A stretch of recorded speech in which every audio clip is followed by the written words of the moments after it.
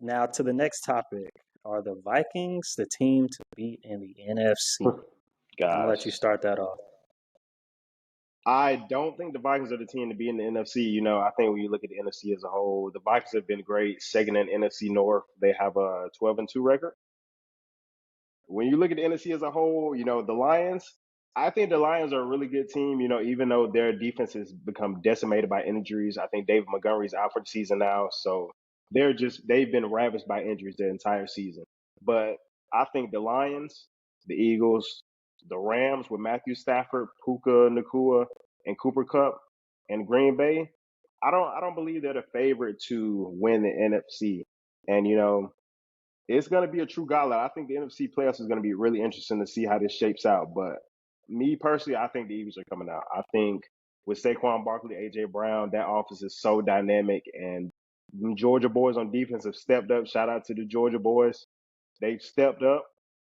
I think Eagles are the team to beat in the NFC. Vikings have a great team, no doubt. Sam Darnold has definitely earned himself a contract in the offseason.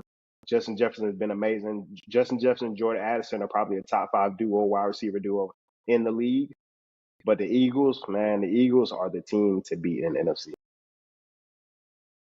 Do you still think the Eagles are the team to beat, even with people saying like, well, yeah, they won the game, but all the drama and all this extra stuff and whatever. Do you still agree with that?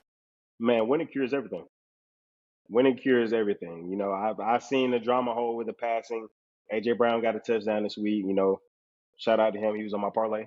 But I think that, man, the Eagles, all that drama, winning is going to solve all of that. And I think the Eagles they're going to be a juggernaut in the NFC. I definitely see them coming out.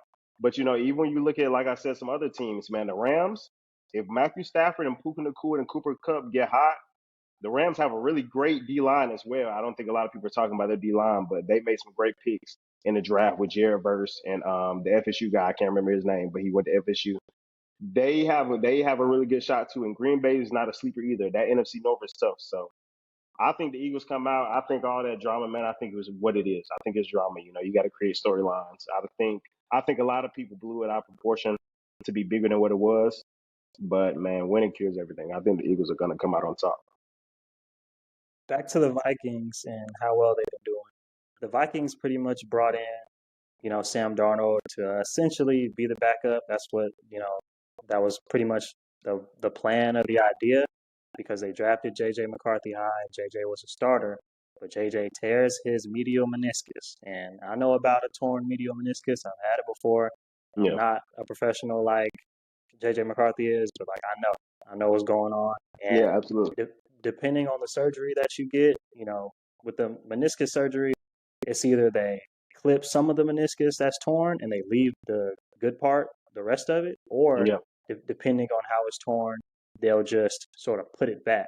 And so, with mine, it wasn't torn in different places here or there. It was just complete. And so they're like, all right, it's just a complete tear, so we'll just put it back, rehab. And that recovery takes longer. That recovery takes, it takes 3 months for the meniscus to heal pretty much when you have that type of surgery, but it also takes extra months on top of that to build all the strength and get used to running. It's a lot. And so definitely. everybody was worried, like, oh no, well, is Sam Darnold going to be good? What's going on? What's going on? And Sam Darnold has played well. Head coach Kevin O'Connell has done a great job with Sam. People are saying that they're the top quarterback, head coach duo in the league. And they've been doing good. And with the way they've been playing, I sort of feel like they are the team to beat in the NFC with the Lions injuries going on. The Lions have had some injuries, and but even with all the Lions injuries, they've still been playing pretty well. They just have all the Yeah, injuries definitely. going on. So it's like to me, Lions pre-injury, they're at the top. I don't think really anybody was seeing them, but No, the injuries.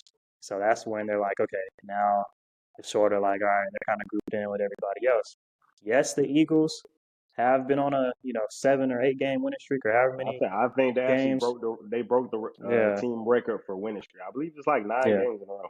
yeah. They've been on the winning streak and they've been playing really well, but I don't know. It's just something about those Vikings. The Vikings defense has been playing good, offense is playing good, and they're pretty much clicking on all cylinders. And some people even had Sam Darnold as an MVP candidate at one point in the season.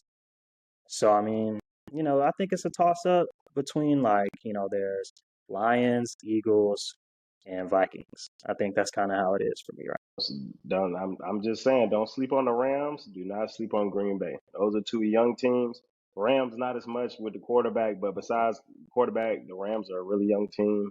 I didn't even mention Kyron Williams. Kyron Williams is a amazing back, probably a top 10 running back in the NFL, and then Green Bay as well. So I think the NFC is really tough this year. I really wish that the Lions could have stayed healthy, man, because I think that would have made the playoffs even more exciting.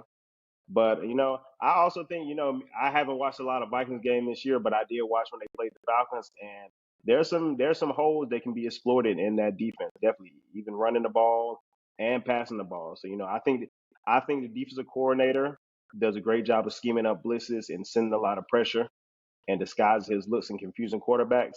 But I think they can be got, man. And if any team is going to get them in the NFC, it's going to be the Eagles.